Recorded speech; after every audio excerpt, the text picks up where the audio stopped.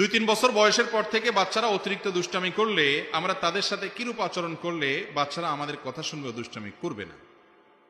2-3 বছর বরং আরেকটু সামনের দিকে গেলে 5-6 বছর বয়সে গেলে আজকাল বাচ্চারা অনেক বেশি দুষ্টুমি করে, ঠিক না ঠিক?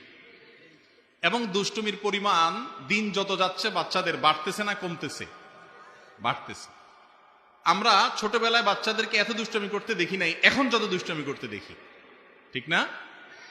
এর একটা বড় কারণ হলো বাচ্চাদের হাতে আমরা বিষ তুলে দিয়েছি, সেটার নাম হলো মোবাইল ফোন, স্মার্টফোন।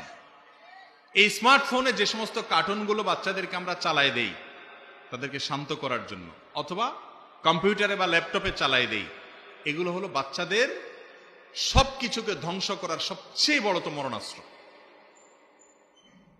গেমসে বাচ্চারা কি দেখে ভাই বলেন তো?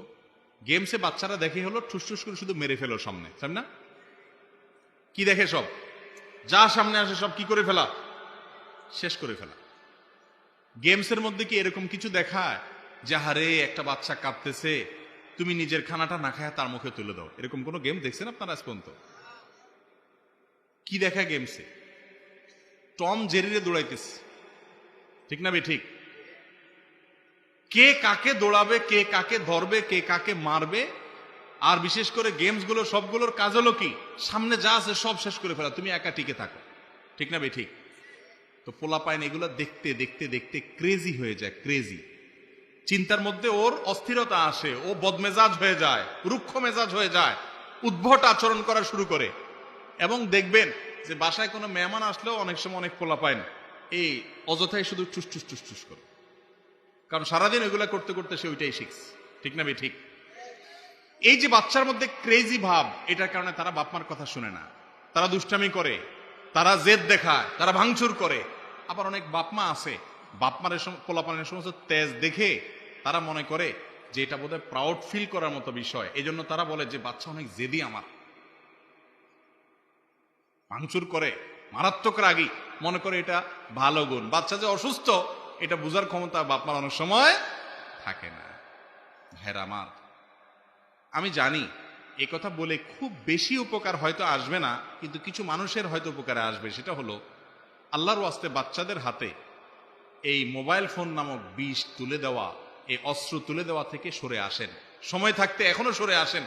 চোখ ধ্বংস হচ্ছে, ব্রেন ধ্বংস হচ্ছে, ওদের চিন্তাধারা ধ্বংস হচ্ছে, আচার আচরণ অ্যাটিটিউড ধ্বংস হচ্ছে, ওদেরকে শেষ করে দিচ্ছি আমরা।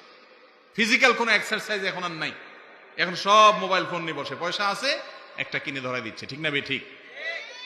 এটা দেওয়ার একটা বড় কারণ হলো মা নিজে আসক্ত মোবাইলে, ফেসবুকে, বাপ নিজে আসক্ত মোবাইলে, ফেসবুকে, তার নিজেরও সময় নেই বাচ্চাকে সময় দেওয়ার। তো বলে ঠিক আছে, আমি একটা নিয়ে মরতেছি, তোর বাপ একটা নিয়ে মরতেছে, তুই একটা নিয়ে মর। এই না আমাদের চরিত্র? আল্লাহ তাআলা আমাদেরকে বুঝার তৌফিক দান করুন। সন্তানের হাতে মোবাইল যদি না দিয়া থাকতে চান, তাহলে আপনি নিজে মোবাইলের আসক্তি ছাড়তে হবে আগে। আপনি নিজে মোবাইল সারাদিন টিপবেন আর বাচ্চারা বলবেন বাবা মোবাইল ধরে না, মোবাইল ধরে না, এটা কোনোদিনই হবে না। যে মা বাপ চায় যে আমার সন্তান এই মোবাইলের আসক্তি দ্বারা খারাপ পথে যাওয়া থেকে বেঁচে থাকুক, সুস্থ মানুষ থাকুক, ক্রেজি বদমেজাজ না হোক, উদ্ভট আচরণকারী না হোক, দুষ্টামিকারী না হোক, তাহলে সেই বাবা মা তাদের উচিত হলো বাচ্চাকে সময় দেয়া, প্রয়োজন ছাড়া মোবাইল টিপাটিপি ঘাটাঘাটি না করা।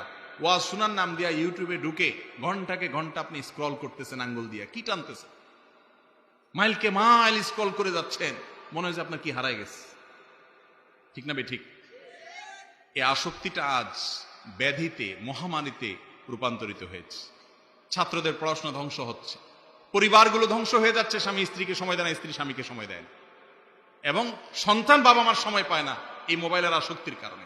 এই মোবাইল স্মার্টফোন আজ আমাদের শত্রুতে পরিণত হয়ে গেছে, দুনিয়াও শেষ করতেছে, আখিরাতেও শেষ করতেছে। যারা এটা নিয়ন্ত্রণ করে ব্যবহার করা জানবেন না, তারা এটা করবেন না, ছোট বাটনালাগুলো ব্যবহার করবেন। আল্লাহ তাআলা আমাদেরকে আমল করার তৌফিক দান করুন। তো বাচ্চাদের দুষ্টুমি কিভাবে কন্ট্রোল করবেন, এটা হলো মূল পয়েন্ট যেটা বললাম। আরেকটা বিষয় বলি, একটা দোয়া ভাই ওনার আলোচনাতে বলতেছিলেন মুফতি মোহাম্মদ আলী ভাই, সেটা হলো নবী করিম সাল্লাল্লাহু আলাইহি সাল্লাম তার নাতি হাসান হোসেন রাদিয়াল্লাহু তাআলা আনহুকে ছোটবেলায় একটা দোয়া পড়েছিলেন। এই দোয়াটা নবজাতক শিশুর জন্য অনেকগুলো আমল আছে মা বাবার, তার ভিতরে একটা হলো এটা। আজকাল এগুলো জানেও না মানুষ, আমল করবে কোত্থেকে? আমাদের একটা বক্তব্য আছে ইউটিউবে, নবজাতক শিশুর জন্য 11টি করণীয় বাবা মার। এর ভিতরে একটা করণীয় হলো এটা, উইজুকা বিকালিমাতিল্লাহি তাম্মাহ ওয়া মিন শাররি কুল্লি শাইতানিন ওয়া হাম্মাহ ওয়া মিন কুল্লি আইনিন লাম্মাহ, অথবা উইজু বিকালিমাতিল্লাহি তাম্মাতি মিন শাররি মা খালাক। অর্থাৎ আল্লাহর পরিপূর্ণ কালিমার মাধ্যমে আমি আশ্রয় প্রার্থনা করি তোমাকে হে শিশু, যেন তিনি যত ক্ষতিকর সৃষ্টি তার আছে এই সব কিছুর ক্ষতি থেকে তোমাকে বাঁচিয়ে রাখেন সারা জীবন। এই জন্য ছোটবেলায় জন্মের পর পরে দোয়া করতে হয়। মুরব্বীরা, বাপ, চাচা, দাদা যে কেউ এই দোয়া বাচ্চার জন্য করতে পারেন। জন্মের পর পর কোলে নিয়ে তাকে লক্ষ্য করে এই দোয়া পড়া দরকার। এই দোয়া পড়ে ফু দেওয়া যেতে পারে, এর মাধ্যমে বাচ্চা নিরাপদে থাকে। এবং তারও আগে থেকে বাচ্চা যেন ভালো থাকে এবং সৎ থাকে, দুষ্টমি না করে, এবং দুষ্টমিতা যাতে এই লেভেলে চলে না যায় যেটা আমাদের অতিষ্ঠ হওয়ার কারণ হয়, তার বিপদগামিতার কারণ হয়। তাহলে সেজন্য তার জন্য আল্লাহর কাছ থেকে মা বাপ নিজেদের যখন শারীরিক সম্পর্ক হবে তখনও দোয়া করবে, এবং সে দোয়ার মধ্যে কিন্তু এই কথা বলা আছে শয়তান যেন স্পর্শ করতে না পারে, এবং আরো কিছু আমল আছে, এগুলো করতে হবে। আল্লাহ তাআলা আমাদেরকে আমলের তৌফিক দান করুন।